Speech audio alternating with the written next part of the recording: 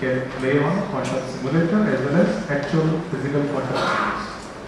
So it's just cloud environment. You will submit this thing and it will be installed on actual quantum computers on the IBM devices and you get the result back.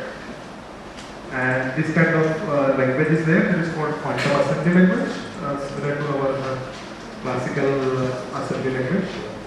And this kind of results you can get of probabilities or state vectors. And there is another elegant use. This was a graphical way of doing the things. Where you just plug and play. This gates you can drag and drop and do the implementation of quantum algorithms. And there is another elegant way using this kit. So this kit is a software kit or diary for quantum information. And what it does is it gives you an interface or the programming platform framework. Using that you can program quantum computers using high-level languages as well as low-level assembly languages. So at every kind of language level till to the assembly level, you can program a quantum computer and get the results. And it also provides different libraries. And those libraries are from different variety of domains like financial or machine learning or other domains. So, and various quantum algorithms are also there. So you can reuse those algorithms or their circuits in your application development. So it provides you a rapid application development environment where you can reuse the already existing libraries. So you can do so many things by like you can write an application. Already some algorithms are there. You can write your own algorithms also using them, and you can characterize the quantum devices. As I told in the previous session, that this quantum devices has different kinds of errors. Okay, so you can characterize those errors, and there are packages using those you can mitigate those errors. And you can have circuit also, and other extension also you can available. So main thing here is that you can run your quantum codes first on a quantum simulators. Those are basically kind of classical computers only. As you asked, you have a classical computer where you can simulate up to 30 qubits easily on a classical machines. So it's a basically kind of classical computer where you can simulate the quantum circuit as if it is behaving like a quantum computer. And then you are sure about your application, your quantum circuit is okay, you can test it and then you will run on actual hardware. Because this actual hardware is costly and timing also freely available is very few. So you cannot run every experiment or every trial thing on actual hardware. So for that, you should first run it on a simulator. Simulators are easily available. Once you test them on simulator, then you can run on actual quantum. So there are these different modules over there, Ignis, ECMA and AIR in the Qiskit software layer. And this Ignis is basically to characterize the quantum devices or quantum computers. Means what kind of errors are there, how much error it is producing. And there are this error mitigation techniques developed in software which you can use to mitigate those errors. ECMA is for quantum algorithms in which you have different quantum algorithms implemented such as this Grover and Shores and other algorithms. AIR is for this quantum simulator. And this Terra is basically the connecting the software Qiskit to the underlying actual hardware. So next comes to the Shor's algorithm. It was given by Dr. Shor in 1994, which says that we can factor large number in polynomial time. While this problem was exponential in number of qubits. So suppose this is a number n, then log n is what? Is number of bits in this number n. So n is a number which you want to factor, and log n is basically number of bits in that number n. So it is exponential in number of bits. Okay. While this Shor's quantum algorithm, if you run on a quantum computer, it will in polynomial time. So as you are already aware, this polynomial is very fast and exponential is very slow, or it is intractable for classical machines. So the algorithm is very good, and you know that this multiplication is easy. Okay, so we will not be using the sort, we will not be using quantum computer for multiplication. Because multiplication is already easy on polynomial, or maybe not polynomial, it is linear in number of bits on a classical machine. Something is already very easy in polynomial time or linear time on a classical machine. Those things we will not be implementing on quantum computing. Why? Because it will not give us advantage. Or basically the complexity class remains same. Something is polynomial on a classical machine, which we are not going to test on quantum computers. Okay?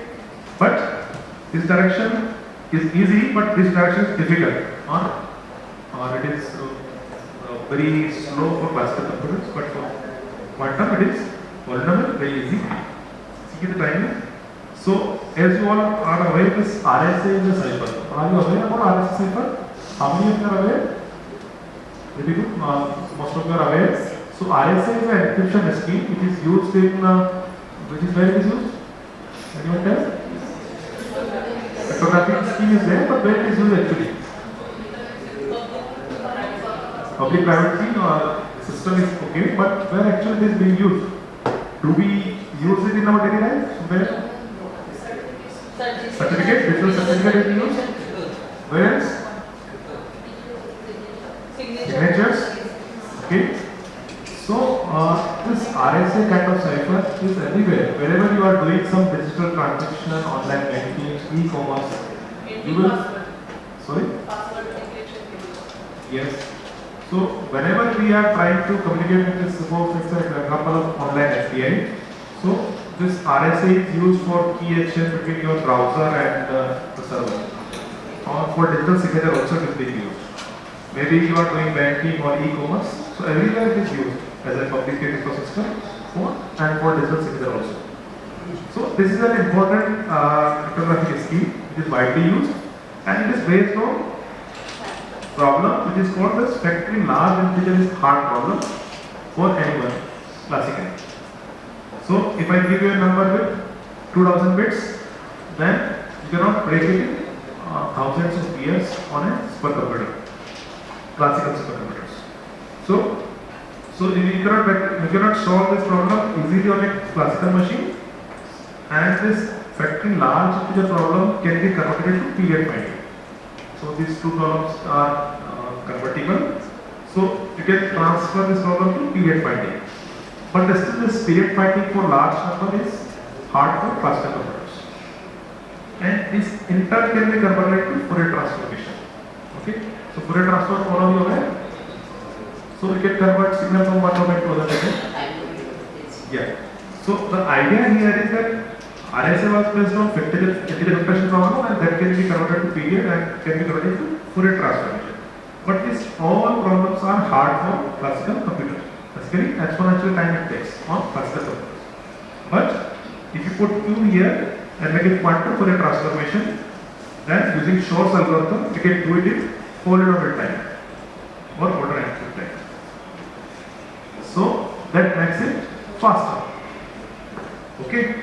And likewise, other problems like which is called discrete law problem, that also can be converted to period finding and can be solved efficiently. This problem is also hard for classical computers, and it is being used for designing control systems like the PLMN or other ECC kind of systems. So for classical computers, these problems are hard, but using Shor's algorithm, this discrete log and this factorization problem are very easy problems. So see here, if using this Shor's algorithm and if you have to factor a 300 digit number, then best classical algorithm will take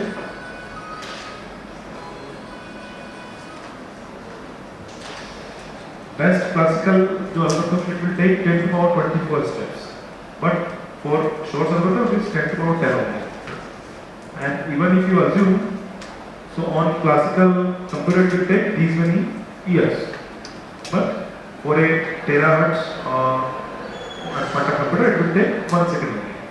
To see the speed up, that something for this problem is same, but the complexity class here is exponentially classical and here it is polynomial and can be done very fast on a quantum computer, but it will take years on a actual physical classical machines.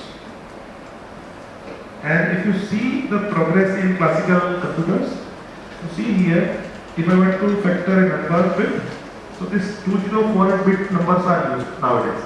So whatever RSA we are using for encryption or digital signature in online banking or e-commerce, these kind of numbers are there in RSA. So factoring those will take, in 2024 it will take 10 to power 12 years. If I give you a number with this length, 2048 length, then 10 to power 10 year it will take to factor that. So that's a huge time. And if I change this number, then again it will take 10 to the power 12 years.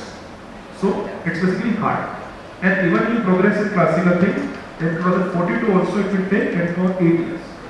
So classically, if we make some progress in our hardware or the processors, it will not be feasible in 2042 also, because of the complexity class exponential.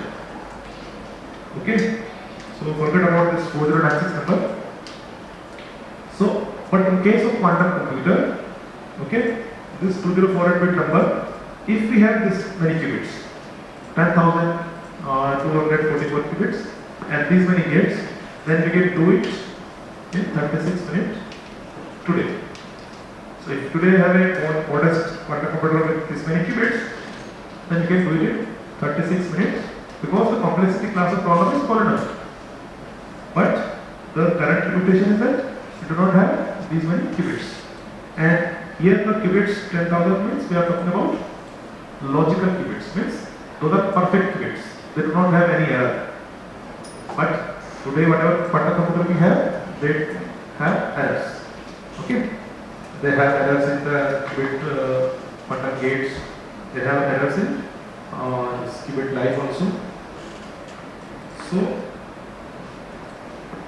So effect of this quantum algorithms, all public key ciphers like ECC, RSA, ECC, Diffie-Hellman, and digital signature algorithm. These algorithms are whatever public key cipher we are using, they are based on either discrete law or bit effect right. And these two problems can be solved using source algorithm. So they are not safe. Okay. And symmetric we will see in the next slides. So symmetric algorithm like AES we will see. But currently public cryptosystem will not be safe if we have a large quantum computer today. So do we need to worry today? Because we are using these RSA kind of ciphers today in our life. Yeah. So we need to worry in case if we want to preserve or keep the information confidential for longer duration like 10 years or 20 years or so. Why? Because this Michael Mosca has given this theorem. What it says is that x plus y is greater than z, then we have a fat Buddha itself. What is this expired here? X is the time which you want to keep the information safe. Suppose I want to keep the information safe for 20 years. Y is the migration time. Means whatever cryptosystem you are using, you take some time to replace it with newer system. So suppose it is 1 year. Y means transition time to change the current cryptosystem and move to another. So suppose if you find that this current cryptosystem is not safe, then you will be moving to some other. So this transition also take time. It's not like overnight you can change it. Because these kind of encryption algorithms are used at various levels like routers or operating systems or browsers. So anywhere there we need to replace them in the modems also. Yeah, so in hardware and software, everywhere these algorithms are implemented. And we need to replace everywhere. So like suppose in Cisco router this thing is there implemented for encryption or other purposes, then that Cisco need to take care of it and need to replace or upgrade it. So it's not overnight. Whatever system you have deployed at your site, upgradation you need to have different hardware or software changes. Because these routers are already fielded in practical uses. So they need to come back to the vendor, maybe you need to buy new ones. So they also take time. So these two things are there, migration and security self-time. So as I told that if I want to keep something secure for 20 years, and the migration time I take 1 year. So in my case, x plus y is 21 years. And Z is nothing but the time to build a large quantum computer, or basically the collapse time. So suppose this quantum computer time making is 10 years. So my x plus y is 21, and in 10 years I can get a quantum computer. Then there is a serious threat for it. Why? Because someone can intercept this traffic, keep it with himself, and after 10 years when he gets this quantum computer, he can break it. But I want to keep my information secure for 20 years or more. So in that case, my information will be leaked after 10 years when adversary get this quantum computer. Yes. So we need to worry in that case whenever x plus y is more than z. But today you are seeing that you are using this RSA for WhatsApp also. But in WhatsApp we do some communication. WhatsApp says that this is end-to-end encrypted. So for that also it uses RSA and other ciphers. So what happens is that our purpose is not that we want to keep this information secure for forever or many years. Or maybe online banking you are doing. So whatever keys we are exchanging using RSA, those keys are for that session only. You log into that machine, you do some transaction, and within 2 or 5 minutes you log out. That type of that key which you want to keep secret is only 5 minutes. So after 5 minutes your session will be logged out, so no need to worry. Okay? But for defense or strategic applications, our security centralizes in years. So in that case, it's a worry. And the practical example of it is that countries like Kazakhstan, what they are doing is they have designed large data centers and they are intercepting traffic of their interest and correcting it, and later on plan to do the breaking using quantum computer feature. So we need quantum safe crypto. Why? Because there are threats for post-quantum, classical public key ciphers. We have seen that this can be broken in minutes on a quantum computer. So you need to have quantum safe cryptography, which will be safe against whatever development we are doing in quantum computer or classical machines. So we want to be safe in both the scenarios. Whatever advances we are doing in quantum computer as well as classical, and still we want to be safe against quantum and classical attacks. So that we call as a quantum safe crypto. Okay? And it is consist of two things. One is the classical solution, that is called as post-quantum or quantum resistant cryptography, and other is called quantum cryptography. That cryptography uses quantum phenomena and qubits. While these post-quantum cryptographic schemes are similar to RSA kind of ciphers only, but they are based on some other hard problems. And those hard problems are hard for quantum computer also. Like in case of factorization, that is hard for classical but easy for quantum. So there are domains whose problem we can tag for cryptographic scheme design, and those will be underlying hard problems are hard for quantum computer also. So see here, this quantum safe cryptography consists of this two things. One is shown in blue, and that is called quantum cryptography. And in that we have this URI quantum key distribution that is planned to be covered by someone on Friday. And these other are classical machines, classical ciphers only. Like in case of this lattice-based crypto system, these crypto systems are based on lattice hard problems, like shortest vector problem. So they are based on shortest vector problem crypto system, and this shortest vector problem is hard for quantum computer also. Means finding a shortest vector problem on classical as well as quantum computer is exponential. Means it is hard for both of them. So in that case, if we design a system which is underlying hard problem is hard for quantum computer also, or basically exponential. So there are these two domains which are working in order to replace the public key ciphers. And progress is happening, and there are this superconducting based circuit and this quantum node based. So these are underlying hardware, so we do not worry about that. But we need to see the progress. If you remember in 1982, Richard Feynman has given the idea of a quantum computer, that we should have a quantum mechanical system which can simulate efficiently the quantum machines or this thing. But in 1994, see, up to this period 1982 to 1994, nothing happened in quantum computing development. But what happens is, in 1994, Peter Shor gave this algorithm to factor the numbers in polynomial time, and then in turn has practical applications against cryptographic schemes like RSA. After that, people started designing and developing this quantum computers because it has a practical application. Okay, something which was taking thousands of years for a classical machine can be done in minutes.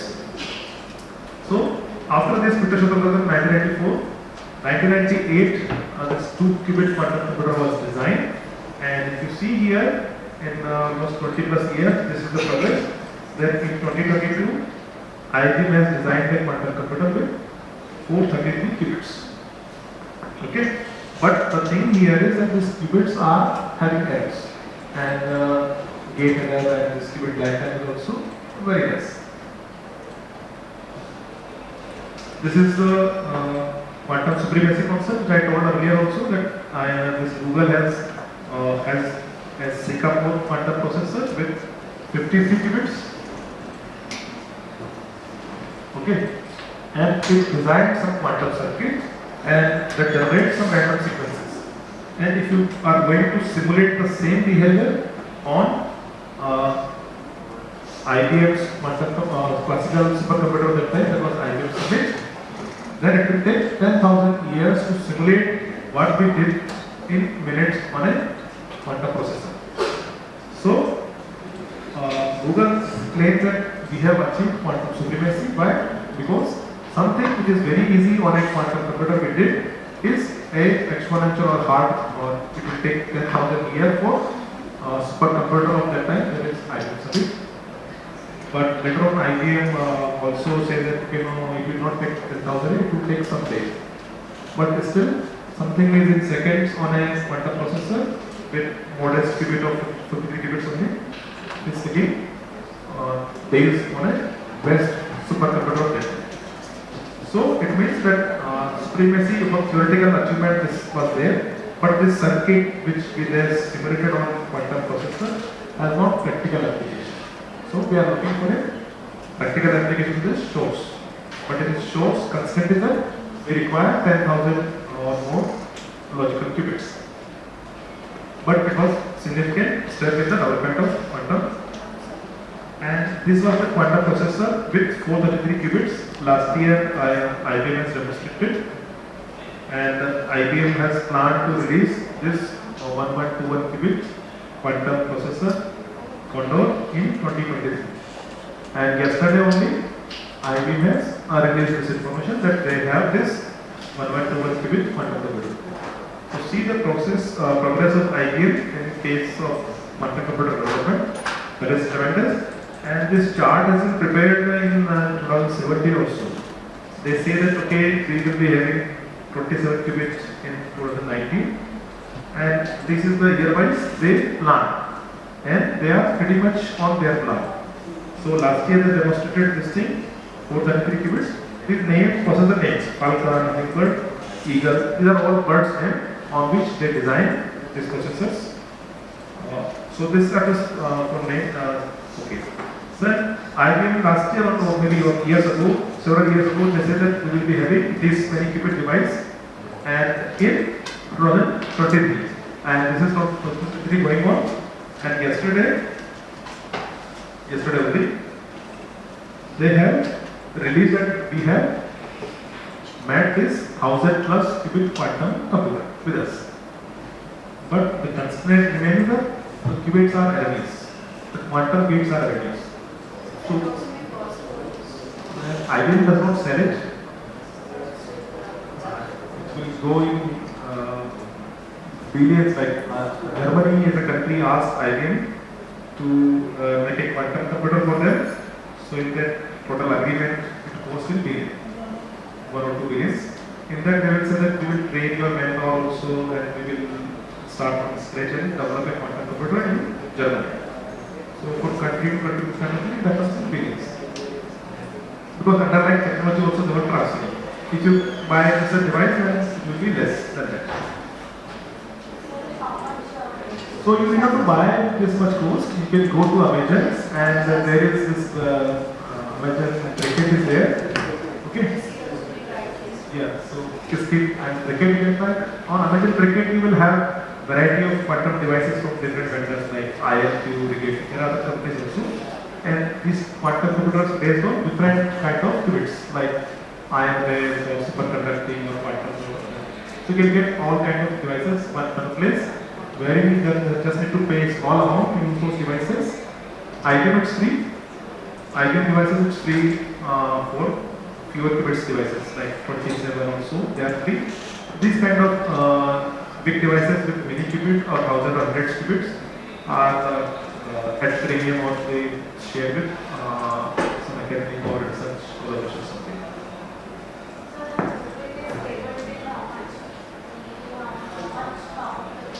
Yeah, so the original qubit lifetime is in only milliseconds.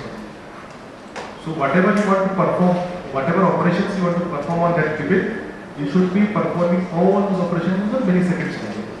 After that, this state will be lost. So you can apply limited number of operations only in this time. Na? It's not like classical. Na? Classical you can run some program for longer durations. Maybe on a HPC kind of machines you can do it for days. But in case of quantum, this is the limitation. But in this chip, IBM is focused now on quantum errors. Okay. So for that, what they are trying to do is, in classical we have this LDPC codes.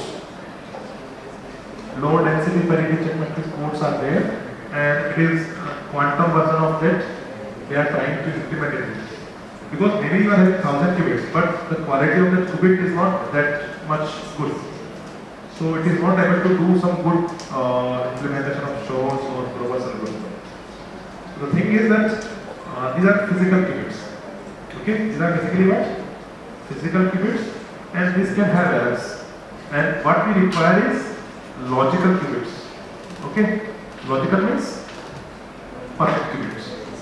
And current ratio for that is that 100 physical qubits can make a 1 logical qubit. So if you compare this thing with then this 1000 is nothing but only 10 logical qubits, 10 perfect qubits. So this is basically an engineering challenge wherein we want to develop a perfect or precise qubit based. In India, various academia are working on theoretical as well as experimental work on different domains of quantum. So basic sciences, these are the institutes which are working. So there are many nowadays, but these are the first or good institutes that are already working for several years in these domains. Computing is basically design a quantum computer, many quantum computers. So here in this TIFI and IIFI are working. So in the TIFI already demonstrated some few qubits quantum computer and they are planning for more number of qubits. IISc Bangalore is working on photonic based quantum processor. And in communication, basically we are focused on quantum key distribution kind of thing, wherein these labs are working. And sensing is also there. Either Pune, you might be visiting tomorrow. So it is working on sensing. So maybe you can see the practical things what are happening there tomorrow. Challenge I already discussed. So quickly we will go to other thing. So how much time we have left it?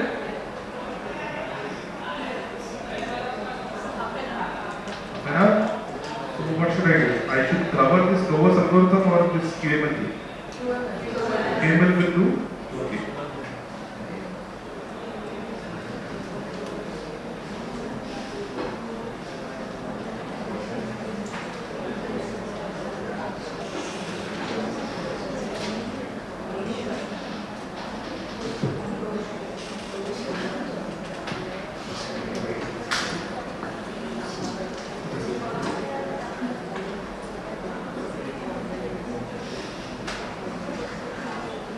Yeah, so there are two things.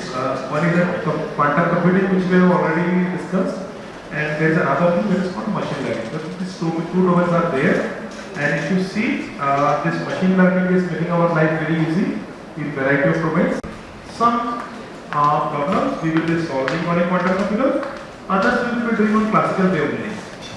So, like as you are aware that this in HPC what we have, high performance computing, we will do something on CPU based thing, something we offer to GPU.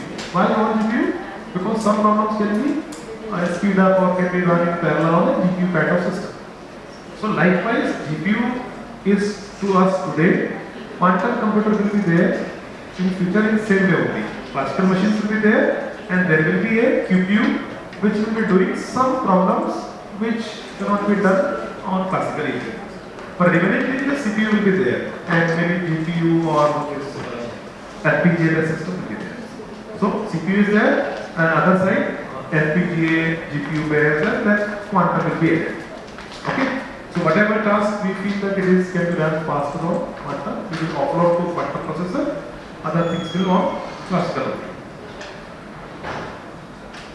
So as you remember from our previous talk, suppose if we have 275 qubits, then how many states we can represent? 2 power 75, 2 power 275, and that is nothing but more than number of atoms in observable universe. So entire universe.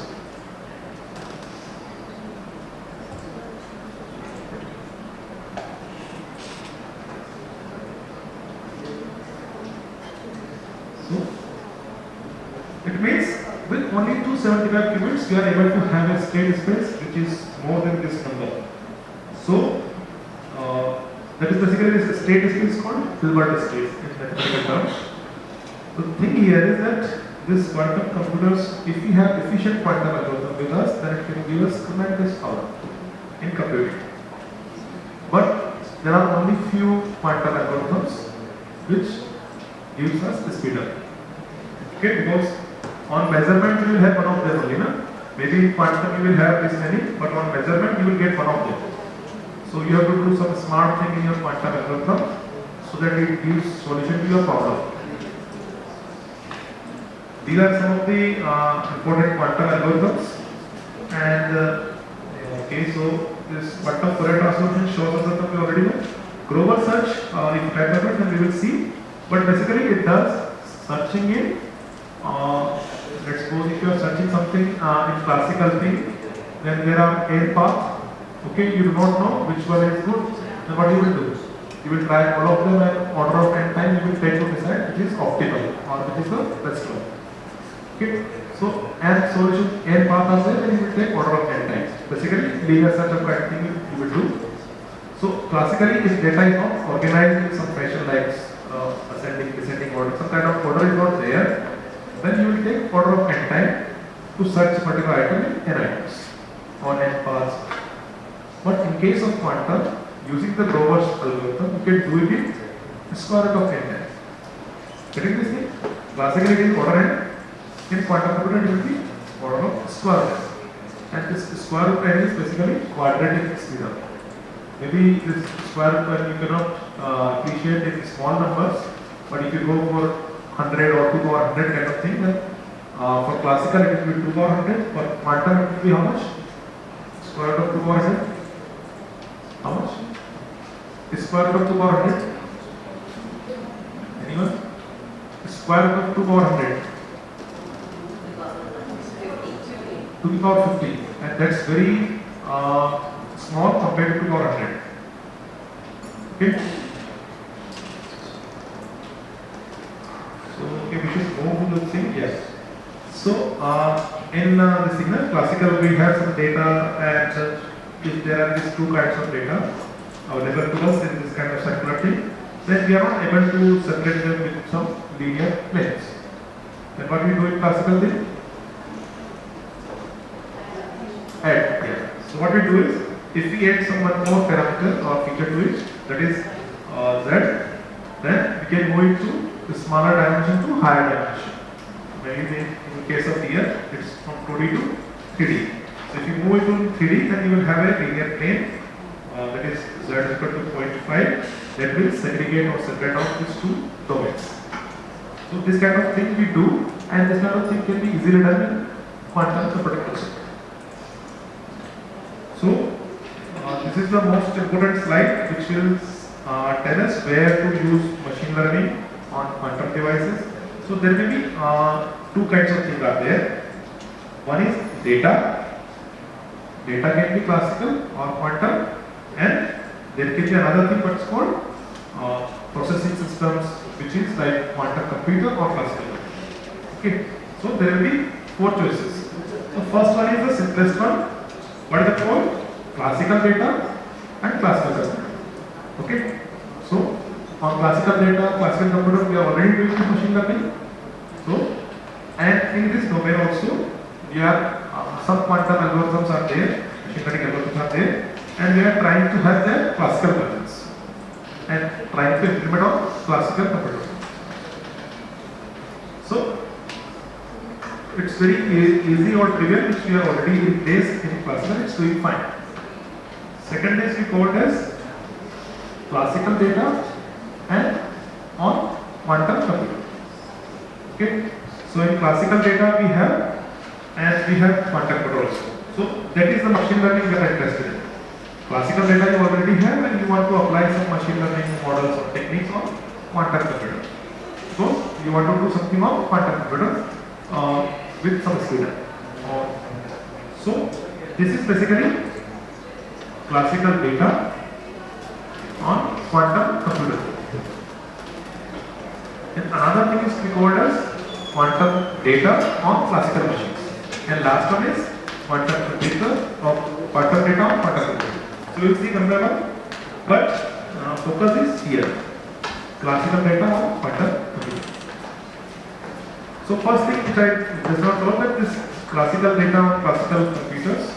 So what our difference is that this Prakash and other author has proposed a quantum recommendation system, or basically a quantum algorithm, machine learning algorithm, and they say that this problem was exponentially classical, but using this quantum recommendation system that can be solved in polynomial.